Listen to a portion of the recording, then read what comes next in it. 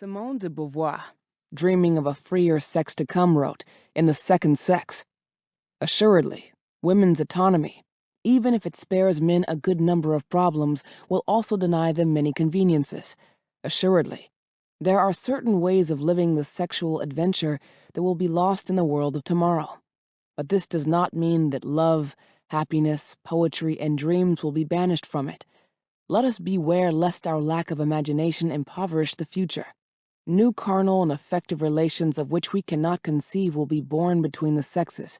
It is absurd to contend that vice, ecstasy, and passion would become impossible if man and woman were concretely peers. The contradictions opposing flesh to spirit, instant to time, the vertigo of immanence to the appeal of transcendence, the absolute of pleasure to the nothingness of oblivion, will never disappear. Tension, suffering, joy, and the failure and triumph of existence will always be materialized in sexuality. On the contrary, it is when the slavery of half of humanity is abolished, and with it, the whole hypocritical system it implies, that the human couple will discover its true form. What would it take for sex really to be free? We do not yet know. Let us try and see. These essays are about the politics and ethics of sex in this world, animated by a hope of a different world. They reach back to an older feminist tradition that was unafraid to think of sex as a political phenomenon, as something squarely within the bounds of social critique. The women in this tradition, from Simone de Beauvoir and Alexandra Kollontai to Bell Hooks, Audre Lorde, Catherine McKinnon, and Adrienne Rich, dare us to think about the ethics of sex beyond the narrow parameters of consent.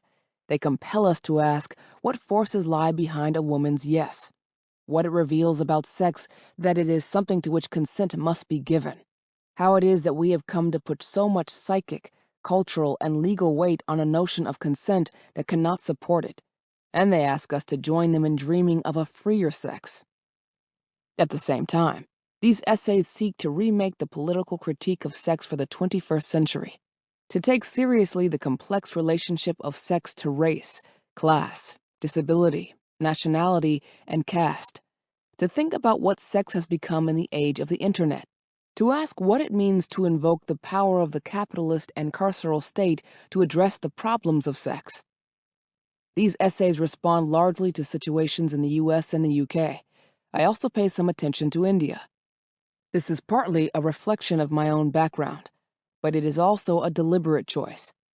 These essays are critical of much mainstream Anglophone feminist thought and practice, which for decades has been the most visible and materially powerful form of feminism around the world. Of course, the feminists working outside of the Anglophone mainstream have never been invisible or marginal to themselves or their communities.